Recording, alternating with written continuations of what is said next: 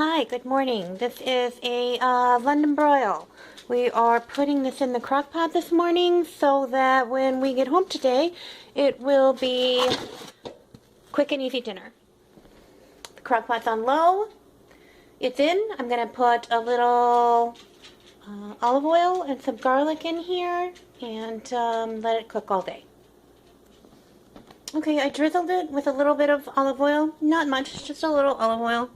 You can see it's,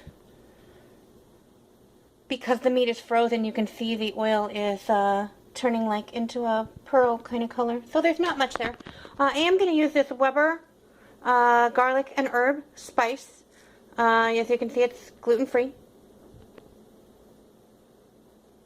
I'm going to sprinkle some of this around the meat here. This is a great herb. I use this on beef, chicken, all kinds of stuff. It works well.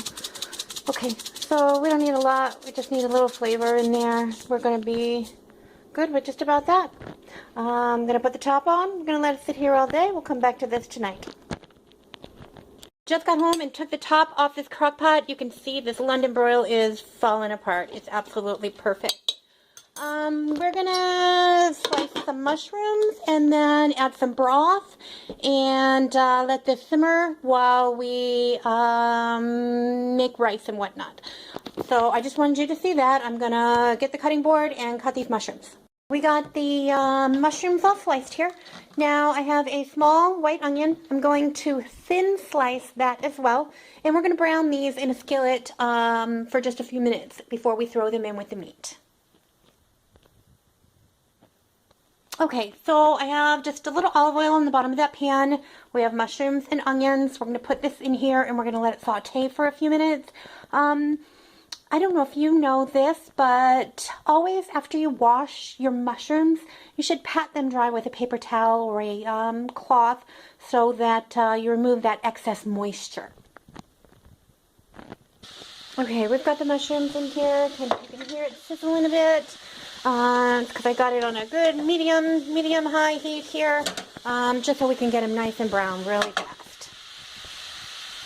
Okay, we have the mushroom and onion here sauteing. I'm going to add a little pepper and likewise a little bit of salt. You season that to your personal preferences. It's better to let someone at the table add more seasoning should it be needed versus over seasoning. But the ideal would be to no one need to add anything because it's absolutely perfect. And I don't know if I showed you this yesterday. I know I mentioned that I added some cornstarch. This is a gluten-free cornstarch that I bought at Walmart, I believe. Got it at Walmart. Mushrooms are done. We are going to add that in with our London broil here. See how that's just falling apart in there? Oh man, perfect. And if you recall this morning, all we put on here was a little olive oil and that garlic spice I showed you. Okay, we're going to dump these in.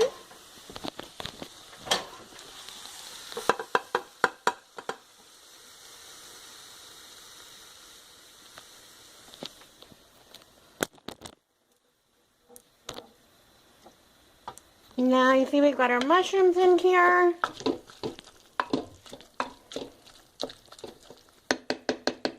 Smells really wonderful. We're going to add some beef broth to the mixture.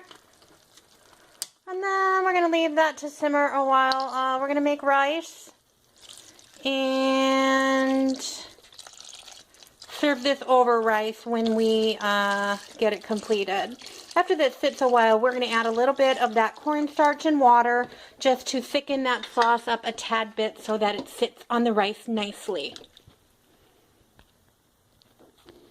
Okay, we got the that entire carton of broth in here, and you can see it's rather soupy right now. We'll just let these flavors meld for 20-30 minutes while we make the rice, and then we're just going to touch it up with a little cornstarch with water. Are going to add the cornstarch, little cornstarch and water here, about 2 tablespoons of cornstarch, and just enough water to make it into a liquid. Stirred it up really well. I'm going to pour this in and stir it up. Okay, so I got that in there, stirring it up here. You can see that sauce is already thickening. It's got to just boil for a second or come up to a nice temperature so that cornstarch thickens up the rest of the way.